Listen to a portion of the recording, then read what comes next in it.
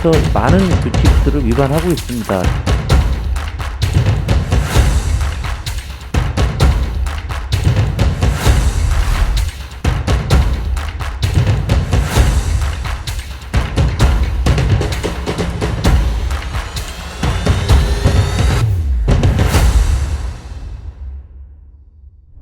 전기공사업 업역 수호 및 신업역 창출. 현재 우리 사회는 4차 산업혁명과 에너지 대전환이 급속도로 이뤄지고 있습니다. 코로나 시대, 가속화되고 있는 비대면 디지털화는 산업과 사회 구조를 빠르게 바꿔가고 있습니다. 이종산업 연계를 통한 신사업 발굴로부터 지속 발전을 위한 환경, 사회, 지배구조 개선을 뜻하는 ESG의 안착, 재생에너지 중심의 에너지 전환 정책 등도 급물살을 타고 있습니다. 한국전기공사협회는 신성장 동력 창출을 위해 전방위적 전기공사 분리발주와 불합리한 입찰에 대한 적극 대응을 강화하여 일평균 400여 건의 입찰 모니터링을 실시하고 있습니다. 이를 통해 1조 2,600억여 원의 전기공사 수주증대 실현 효과와 공정한 입찰 경쟁 제도 정착을 이끌었습니다. 그동안 발주자나 사용자의 편의와 원가 절감 등을 이유로 대형공사 기술형 입찰 시 통합 발주 방식이 현장에서 관행으로 답습되어 왔습니다. 하지만 국민의 안전과도 직결된 전기공사를 법적으로 공시된 대로 분리발주할 수 있도록 협회가 발주 단계에서 사전 대응을 추진하여 시공부터 시설 안전을 확보하고 다양한 회원사가 입찰에 참여할 수 있도록 편익을 도모하였습니다. 최근 4, 5년 사이 빠르게 보급되고 있는 LED 바닥신호등 설치는 전기공사업법에 근거하여 올바른 설치와 업역 수호를 위해 협회 차원에서의 대응을 추진했습니다. 지자체나 공기업 등에서 대형 공사를 일괄, 기술 제한 입찰 형태로 발주하는 방식은 대기업과 중소기업 상생을 저해하고 국가 전력 산업 발전을 저해하는 위법 행위입니다. 전기공사업법 제11조에 따른 전기공사 분리발주를 통해 발주처의 공사비용 절감과 중소업체에게 공정한 수주 기회를 제공하는 등 부가가치 증대와 회원사 권익 확보를 위해 힘쓰고 있습니다. 전기, 국민 안전과 직결된 시설공사에 대해 통합발주를 정당화하는 수단으로 악용될 우려가 있는 건설기술진흥법 개정안 발의에 맞서 협회 차원에서의 발의 대응을 진행하였습니다. 개정안 발의 이전에도 전기공사 분리발주 의무 무력화와 업역 침해의 법제 개정 등의 시도는 그동안 수차례였습니다. 하지만 효율과 사업성보다는 국민의 안전이 가장 우선시되어야 하는 것을 널리 인식시키고자 협회가 나서서 지속적인 모니터링과 선제 대응을 실시할 것입니다. 국토부가 주관하는 스마트시티 솔루션 확산 사업이 2021년 한 해에만 1,555억 원 규모로 확대 편성되었습니다.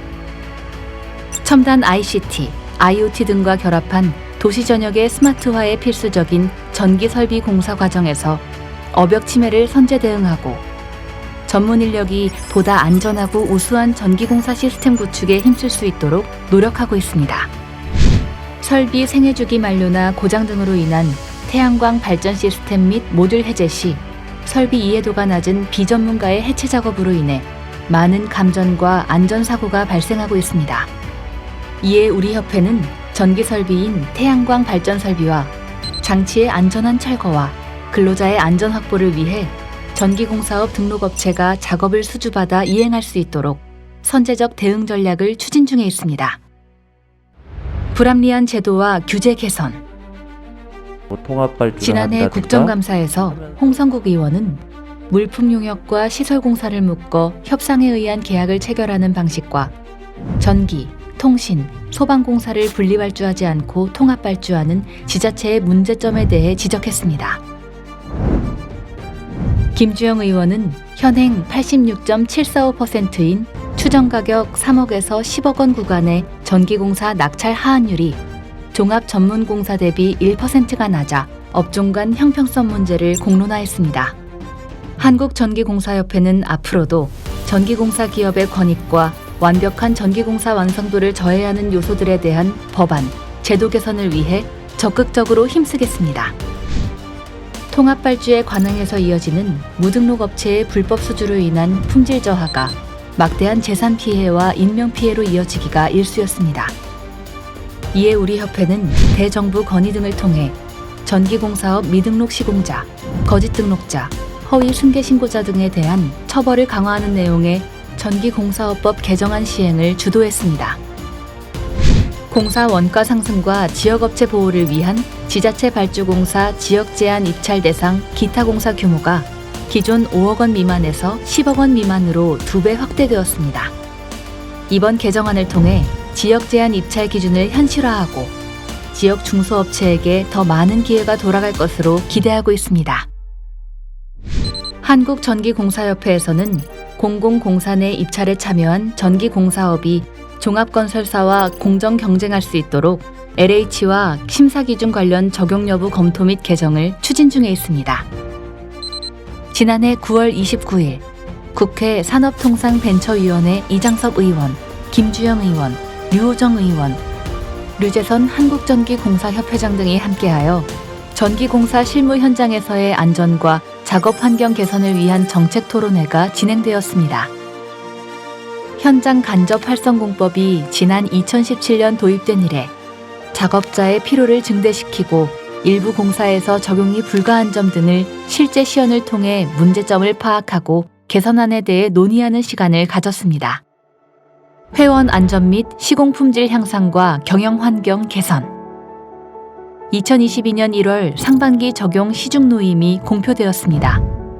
2022년 1월부터 2022년 하반기 공표 전까지 적용되는 시중 노임 내 전기공사 직종 부문에서 전반기 대비 14개 직종이 평균 3.5% 상승하였습니다. 올해 1월부터 80여 년간 일본의 규정을 답습한 기존의 전기 설비 기준이 폐지되고 국내 산업 환경과 국제 기준에 맞춘 KEC, 한국 전기 설비 규정이 본격 시행됐습니다. 사용자의 편의, 전기 설비 분야와 발전 설비 분야를 통합해 국제 표준을 한국화한 KEC 협회에서는 KEC의 빠른 정착과 일선 현장에서의 혼란을 방지하기 위해 전국 주요 거점별로 시공회사 소속 기술자들을 대상으로 KEC 교육 홍보 사업을 진행했습니다. 전기공사업법 제17조에 따르면 시공관리 책임자로 지정된 자는 전기공사를 효율적으로 시공, 관리하고 전기재해 예방과 공공의 안전을 확보하기 위하여 반드시 안전시공 교육과정을 이수해야 하는데요. 이에 협회 전기공사 인재개발원에서는 시공관리 책임자 안전시공 교육과정을 신설하여 지난해 6월부터 전기공사 시공관리 책임자에게 안전시공 교육을 실시하고 있습니다. 지난해 예상치 못한 대외 환경에 따른 여러 어려움 속에서도 마침내 등촌동 중앙의 사업 매각 계약을 체결하였습니다. 협회 62년의 한 획을 긋는 오송에서의 새 출발을 위한 재원을 확보함으로써 이제 우리는 업계의 지속가능한 성장과 더 큰 도약을 위한 발판을 마련했습니다. 국민의 안전과 직결된 전기공사 현장을 지키는 글로벌 프론티어들로 구성된 한국전기공사협회. 한국형 전기공사 기술의 가치 향상과 회원사 권익 도모를 위해 쉴 새 없이 뛰어온 지난 한 해. 앞으로도 한국전기공사협회는 신뢰와 열정을 바탕으로 에너지 대전환의 시대에서 안전, 효율과 행복을 잇는 열정 전도체로서 여러분과 함께하겠습니다.